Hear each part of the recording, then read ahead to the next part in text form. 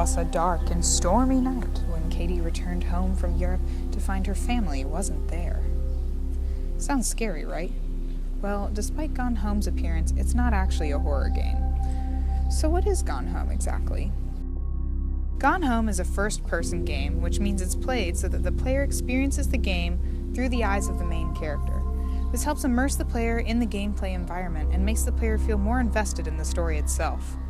Gone Home does a good job enhancing the immersion, with a lack of glitches that allow you to walk through walls or go through textures you wouldn't be able to in real life. Gone Home's soundstage also really drives the player's immersion, because the music and ambient noise really draws you further into the story this house contains.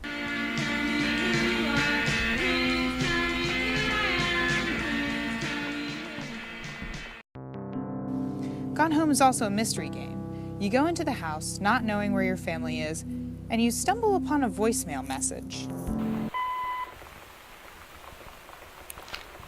Where are you?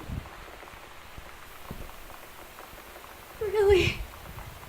I need to talk to you.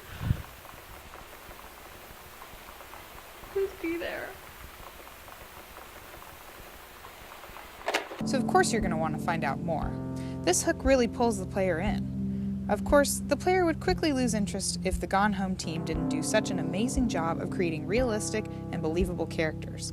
By digging through this family's personal belongings and uncovering what their lives have been like in this year without you, you come to find a cast of flawed characters trying their best to cope with their strained family relationship.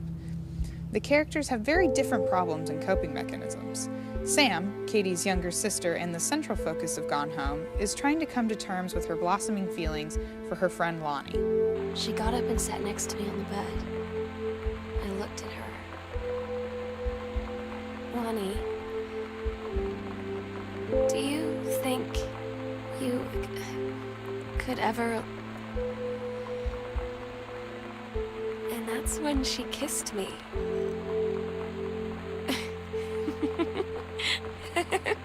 The game is set in the mid-90s, a time when homophobia was widespread.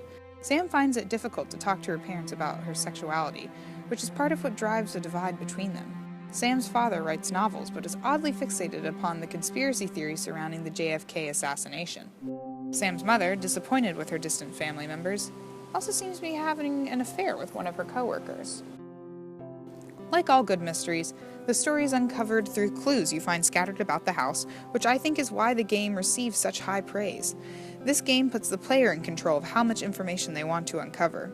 The player can spend hours getting lost in the drama that surrounds his family, or grab a key and finish the game in 30 seconds without really understanding the story. Gone Home makes sure there's clear paths to find clues and drive the story, but also gives the player the choice to skip large portions of the story entirely if the player doesn't feel like sifting through the text-heavy clues. When the game was released in 2013, it was revolutionary for the video game industry.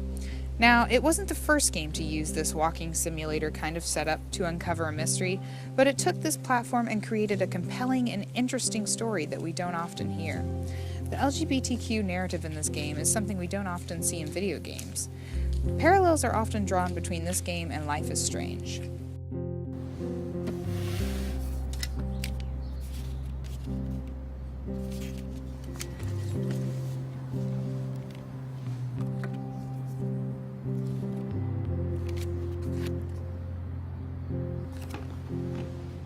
Hey, give me that! Sorry, I wasn't trying to be nosy. Obviously, she was a good friend. It's putting it mildly.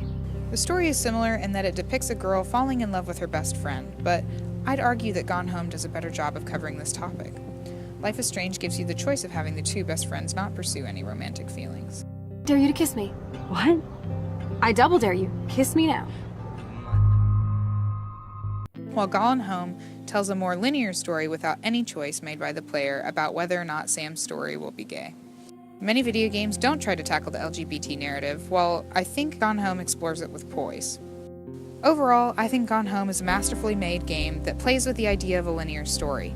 Gone Home's use of the first-person perspective and clue-finding mechanic allow the player to feel immersed in the story, but lets the player choose their level of investment.